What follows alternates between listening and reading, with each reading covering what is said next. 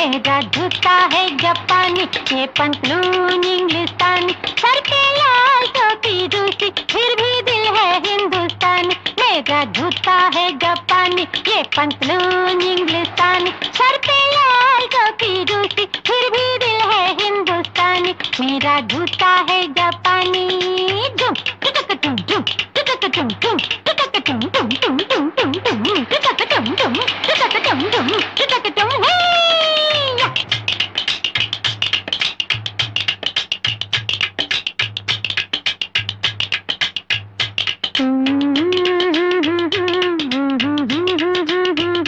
पद सा सा नि सा सा पद सा सा सा नि सा पापा मा ग स रि रि मा मा ग स रि नि सा आहा हा हा आ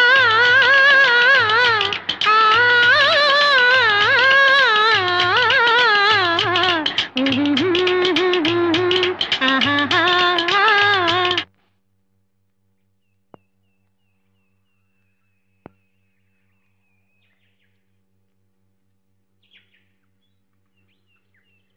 ఏంటమ్మా ఏం కొడుతున్నావు అక్కడ? బాదం కాయలు తాతయ్య, ఏ నీకు కావాలా? తప్పు కదూ, దీన్ని రాయితో కొట్టొచ్చా? దిగు. ఏ ఎందుకు కొట్టకూడదు? ఈ రాయి దేవుడితో సమానం అమ్మా, దేవుని రాయితో కొడతావా చెప్పు? ఇదేం దేవుడు?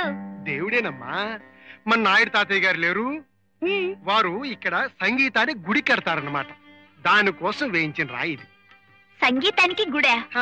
అంటే ఈ గుండె ఏ దేవుడు ఉంటాడు? ఒక్క దేవుడు కాదమ్మా, ముగ్గురు దేవుళ్ళు ఉంటారు. ఇలా రా చెప్తాను. ఇట్లాంటిదే పెద్దది అక్కడ కడతారన్నమాట. ఇందులో త్యాగయ్య గారి సంగీతం, ఇందులో అన్నమయ్య గారి సంగీతం, ఇందులో రామదాస్ గారి సంగీతం. ఈ ముగ్గురు సంగీతం అందరికీ నేర్పుతారన్నమాట.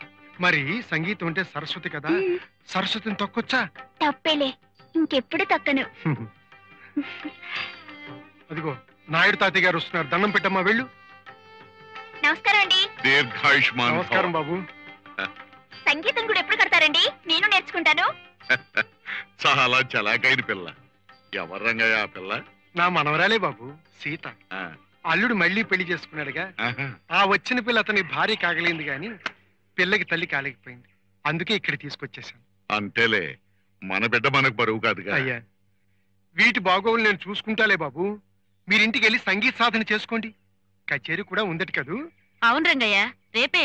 మీరిలాగే బోల్డ్ కచేరీలు చేయాలి, నాన్నగారి పేరు తీసుకురావాలి. మరి మీ హయాంలోనే ఇక్కడ సంగీత భారతి వెళ్ళాలి. చిన్నబాబు కచేరీ చాలా బాగుందయ్యా. బాబు పాట ఒకసారి విన్నాడో లేదో, నా కొడుకు కూడా ఆ పాటే పాడుకుంటూ గెంతుతూ ఇంటికి వెళ్ళాడు బాబు. మీ అబ్బాయి కూడా సంగీతం అంటే ఇష్టమా? అవును బాబు, ఊళ్ళో పాటల మైకి పెడితే చాలు, మా వాడికి ఇక తిండి నీళ్లు అక్కర్లేదు, అక్కడే కాలం గడిపేస్తాడు. పైపెచ్చి ఈ మధ్య సంగీతం నేర్చుకుంటాను కూడా గొడవ పెట్టేస్తున్నాడు బాబు. సంగీతం మీద ఆ కుర్రాడికి ఆసక్తి కలగటం పూర్వజన్మ సుకృతం. అందుచేత అతని అభిరుచి చంపకు, తప్పకుండా సంగీతం నేర్పించు. అవును బాబు, నేను అదే అనుకుంటున్నాను. వాడికి ఎలాగూ తల్లి లేని లోటు నేను తీర్చలేను, కనీసం వాడికి ఇష్టమైన సంగీతమైనా నేర్పించి పైకి తీసుకురావాలని నా ఆశ.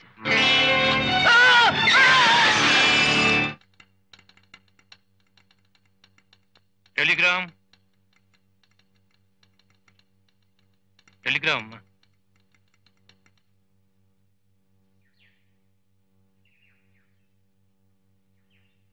ఎక్కడి నుంచమ్మా టెలిగ్రామ్? బాబు గారు వస్తున్న కారుకి యాక్సిడెంట్ అయిందట రంగయ్య.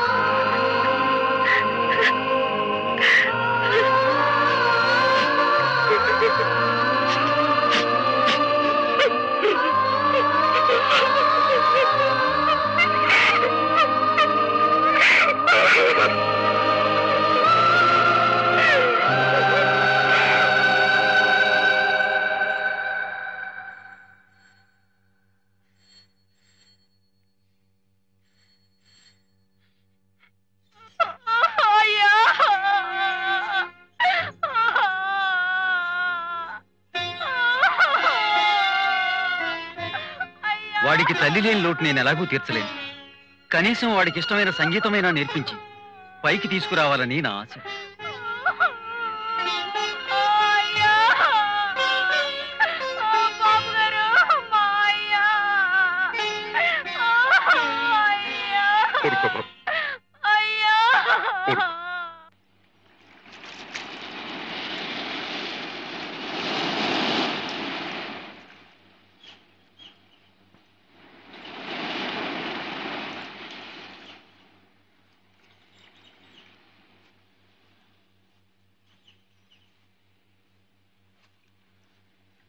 దెబ్బతో నీ ఆట కట్రా.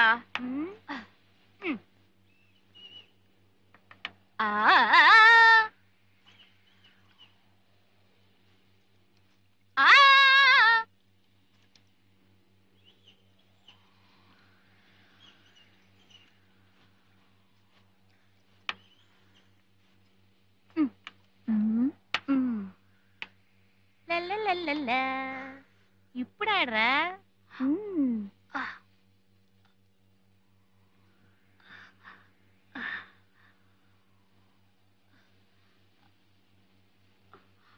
ఏమిటి సార్? ఎందుకు సార్? ఎక్కడికి సార్? మా ఇంటికి వెళదాం.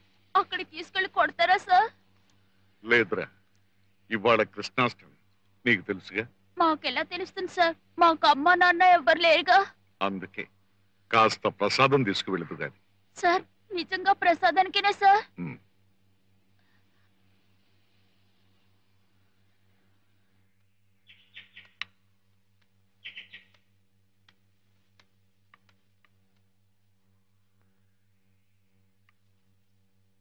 కూర్చో బాబు. లలిత,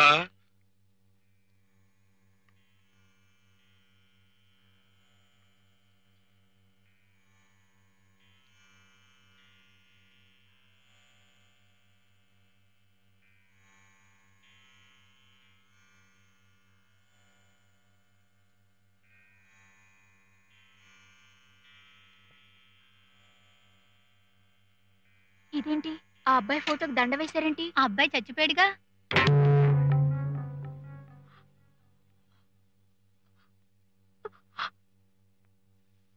బాబు ఏమిటి బాబు వెళ్ళిపోతున్నావు? క్షమించండి సార్, మీ అబ్బాయికి ఇలా జరిగిందని నాకు తెలియదు సార్. అలా జరుగుతుందని మాకు కూడా తెలియదయ్యా. రా, కాస్త ప్రసాదం తీసుకుని ఇందాక పాడావే ఆ పాట పాడుదు గాని. సార్ నాకు చేత కాదు సార్, నేను పాడలేను సార్. ఇందాక పాడావు కదరా. సార్ అది పాట కాదు సార్, బాగుండదు సార్. బాగుంటుందిరా. సార్ నాకు రాదు సార్. నువ్వు పాడగలవురా? సార్ నేను పాడలేను సార్. సార్ వచ్చురా. సార్ నిజంగా నాకు రాదు సార్, ఒట్టు సార్, నాకు రాదు సార్. సార్ నేను పాడరా. పాడలేను సార్, నాకు రాదు సార్, నేను పాడలేను సార్.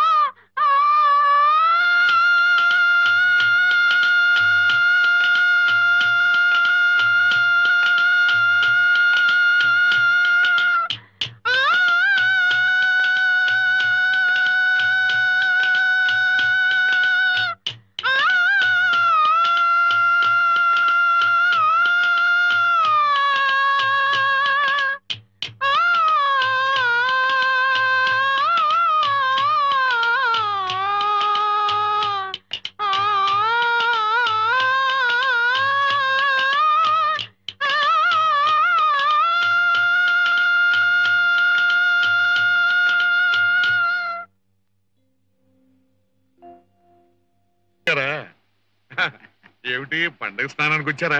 అవునండి. ఎలా ఉంటుంది మీ ఆరోగ్యం నాయుడు గారు? బాగోలేకపోవడానికి నేనే రాజకీయాల్లో లేనుగా. వింటున్నాను. మీరు అప్పుడప్పుడు మన దేశాన్ని గురించి పరిస్థితుల గురించి మైకులో మాట్లాడుతున్నారట. అంటే దీపం ఉండగానే కీర్తి సంపాదించుకుంటున్నారన్నమాట. మాదే పాటి కీర్తి అండి, పదవులు ఉన్నంత వరకే కదా. అదిగో మీరు సంపాదించబోయే కీర్తి ఉందే, అది మాత్రం శాశ్వతం. ఆ ముగ్గురిని సంగీతంలో నిష్ణాతుల్ని చేసేశారు. ఇక వాళ్ళు ఆర్జించబోయే కీర్తంతా మీకు దక్కేదేగా. మరీ అంత పొగడానికి ఇది సభా వేదిక కాదు, ముందు మైకులు లేవు. నాయుడు గారు భలేవారే. అడుగో పెద్దవాడు నారాయణ, శంకరం, మురళి. నమస్కారం అండి. మన నియోజకవర్గం వారే, కోదండపాణి గారు, పారిశ్రామికవేత్త ప్లస్ ఎమ్మెల్యే. అంటే బంగారానికి తావి కూడా అంటించుకుంటున్నారన్నమాట.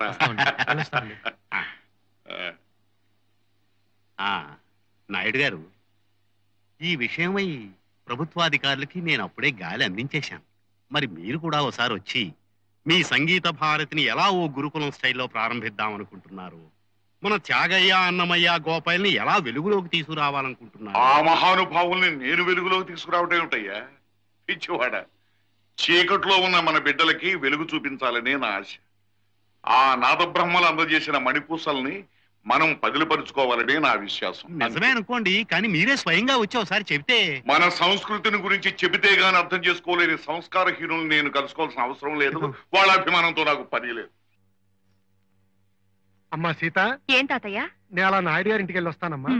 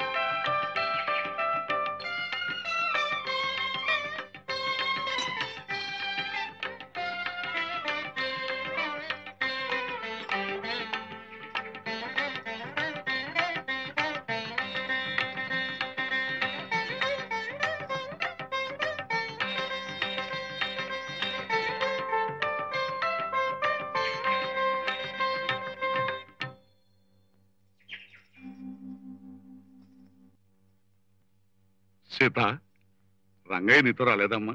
పందిళ్లు వేయటానికి మనుషుల్ని తీసుకురావటానికి వెళ్ళాడండి. మీరు రాగి కడియం ఏదో కావాలన్నారట, ఈ పొట్లం కూడా మీకు ఇమ్మన్నారు. సీత, త్యాగరాజ ఆరాధనోత్సవాలు అబ్బాయిల చేత చేయిస్తున్నాను. ఈ 2 రోజులు లలితకు తోడుగా నువ్వు ఇక్కడే ఉండమ్మా. అలాగే.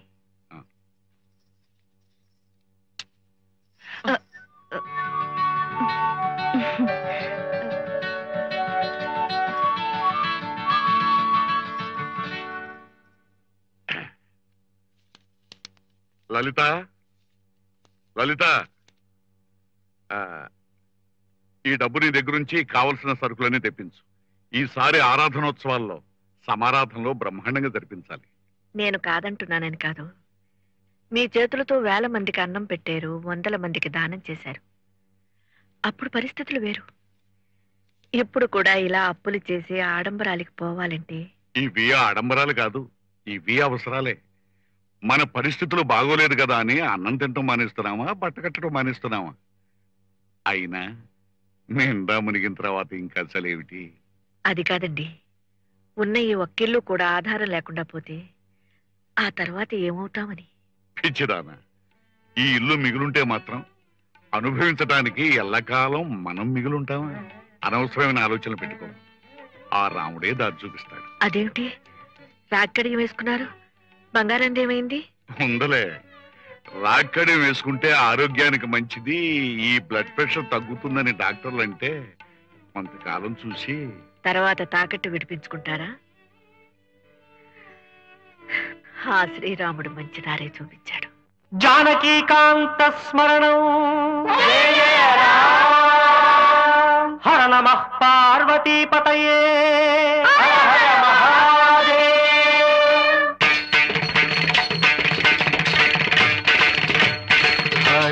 హరినారాయణ భజ నారాయణ హరినారాయణ భజ నారాయణ హరినారాయణ దురిత నివారణ హరినారాయణ దురిత నివారణ పరమానంద సదా శివ శంకర పరమానంద సదా శివ శంకర హరినారాయణ భజ నారాయణ హరినారాయణ భజ నారాయణ. భోజన కాల సమయే హరినామ స్మరణే. బాబు, ఏమి మొహమాట పడకండి, అందరూ సావధానంగా భోంచేయండి. ఏం కావాలో చూడు బాబు. నాయుడు గారు, నాయుడు గారు, నాయుడు గారు. రావయ్యా, సమయానికి వచ్చావు. నువ్వు కూడా కాళ్ళు చేతులు కడుక్కో, భోంచొద్దు గాని. నేనేం భోజనానికి గీచడానికి రాలేదండి, నా భాగ్యం వసూలు చేసుకోవడానికి వచ్చాను. అలాగే వసూలు చేసుకుందిగా లేవయ్యా, ముందు భోంచేయి. ఎవ్వడబ్బగారి సొమ్మయ్యా నువ్వు పెట్టేది? మా సొమ్మేగా ఇదంతా. ఇదిగో, నీ మిగిలిన ఆస్తి అంతా ఇలా సంబరాలకి సంతర్పణలకి ఖర్చు పెట్టేస్తే ఆఖరున మేము నెత్తిచ్చాయం చేసుకోవాలి. ఏమిటో వాడు ముందు బయట నడు. ఏంటయ్యా నడిచేది? నా బాకీ వసూలు చేసుకోకుండా. ఏంటో పెద్ద నారాయణ, వదులు. ఆయన వదిలిపెట్టి పని చూసుకో. వదులు. నా భాగ్యం మడి తేల్చుకుని కానీ గుమ్మం వెళ్ళాల. శంకరం, రైట్ రాయుతలకి వెళ్ళి మీ వడ్డన పని చూసుకోండి. బాబు, మీరేమనుకోకండి, తృప్తిగా భోంచేయండి. మా కడుపులు కొట్టి వాళ్ళ కడుపులు అలా నింపుతుంటే ఎట్టగా వెళ్ళేది? నువ్వు మరీ హద్దు మీరు మాట్లాడుతున్నావయ్యా. నాయుడు గారికి అప్పిచ్చింది వెంకయ్య, ఆయన చూసుకుంటారు, మధ్యలో నువ్వెవరు? నువ్వెవరంటావేంటయ్యా? నువ్వెవరంటావేంటి? అప్పిచ్చినాడు కొడుకుని. 1-2 లక్ష రూపాయల దాకా పెరిగిపోయింది బాకీ. నోటి మాట తప్ప నోటు పత్రం లేదు. రేపు పొద్దున్న అటో ఇటో అయితే తాగుబోతీ కదవా? ఏంట్రా కూతురు? అసలు నువ్వెందుకు వచ్చావు ఇక్కడికి? నువ్వెటు బాకీ వసూలు చేయలేక చేతులు కట్టుకుని కూర్చున్నావు. నీలాగే నేను కూర్చుంటే రేపు పొద్దున్న నా పొజిషన్ ఏంటి? అందుకే నాయుడిని నిలదీసి అడగడానికి వచ్చాను. ఊరి ఎదవన్నారు ఎదవా. ఒకప్పుడు ఆ మానబావుడు చేసిన సాయం వల్లే మనం ఇప్పుడు ఇలా ఉన్నాం. అలాంటి ఆ బాబును పట్టుకుని ఏకవచనం మాట ఆడితే నీ నోరు పడిపోగలదు. నీకు ఆయన సాయం చేస్తే ఆయన చుట్టూ తిరిగి చక్కబడి చేసుకోవయ్యా. నాకేంటి? రేపు పొద్దున ఆయన హరి అంటేను ఏం కూసర ఇదిగో నన్ను కొడతా, నిన్ను ఎదవా. ఆడు తాగేసి ఉన్నాడు బాబు. ఆడు మాటలు పట్టించుకోకండి, తమ లోపలికి వెళ్ళండి బాబు. ఆనందేవి తప్పు మాట్లాడలేదయ్యా. రేపు నేను చచ్చిపోతే తన బాకీ కూడా చచ్చిపోతుందేమోనన్న భయంతో అలా మాట్లాడాడు. బాబు, అంత మాట అనకండి బాబు. నాకున్న ఆస్తల్లా ఇల్లు ఒకటి. మీ బాకీ కింద ఇల్లు జమ కట్టుకుని ఏమన్నా మిగిలితే పంపించండి. ఏమిట్రా అలా కూర్చున్నారు? స్నానాలు అవి చేయకుండా? స్నానం, ఆ తర్వాత భోజనం, అంతేగా మేము చేసే పని. మీకు అంత అవమానం జరిగిన తర్వాత మేము ఉన్నా ఒకటే లేకపోయినా ఒకటే. నాన్నగారు అడ్డుపడకపోయి ఉంటే వాడిని అక్కడికక్కడే చెతక్కొట్టి పారేసేవాళ్ళం. వాడంతా వాగుతున్నా నాన్నగారు మౌనంగా ఉంటారు. సరే, మమ్మల్ని మాట్లాడకుండా చేశారు. అసలు అలాంటి దుష్టుల మీద కూడా ఎందుకమ్మా మంచితనం? ఆయనకున్న ఆస్తే ఆ మంచితనం. ఆ మంచితనంతోనే జమ్మిపోయినా ఆయన చెల్లించలేదు. ఇప్పుడు ఈ పిచ్చిక మీదన బ్రహ్మాస్త్రం ఉపయోగిస్తారు. అసలు ఈ దురదృష్టానికంతటికి మేమే కారణం. ఎక్కడో ఉన్న వాళ్ళని తీసుకొచ్చి ఎందుకు చేరదీయాలి? ఎందుకు మా కోసం ఇంత డబ్బు ఖర్చు పెట్టాలి? మా కోసమే కదా ఈ అప్పులు సొప్పులు. మా వల్ల నీకు కలిగిన ప్రయోజనం ఏమిటి? ఉన్న ఒక్కిళ్ళు అమ్మేసుకుని ఇదిగో ఇక్కడ తలదాచుకోవడం.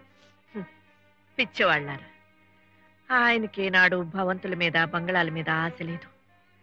సంగీతం, సాహిత్యం, నటన, నాట్యం ఇలాంటి కళలకి జీవితాంతం సేవ చేయాలన్నది ఆయన ధ్యాస, తపన. అవును బాబు, కళ్ళు తెరుచుకుని కూడా ఆయన కంటున్న కళ ఒక్కటే.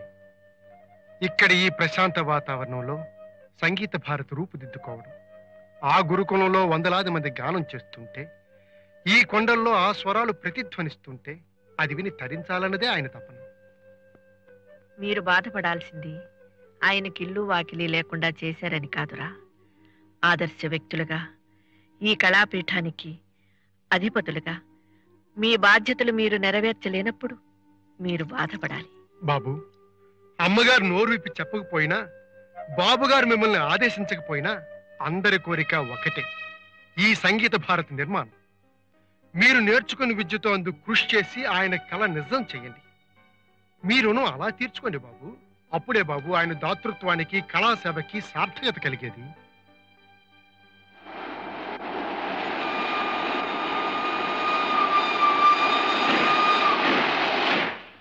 రండ్రా. అబ్బబ్బబ్బబ్బా.